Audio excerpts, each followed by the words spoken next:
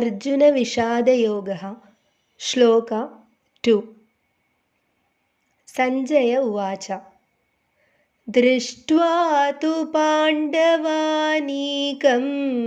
व्यूढं दुर्योधनस्तदा आचार्यमुपसङ्गम्य Raja वचनमब्रवीत्.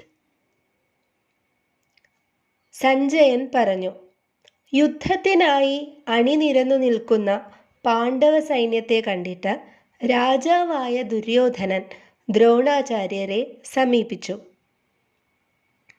Sanjaya described how King Duryodhana, upon observing the Pandavas' army arranged for battle, went to his teacher Drona and uttered the following words.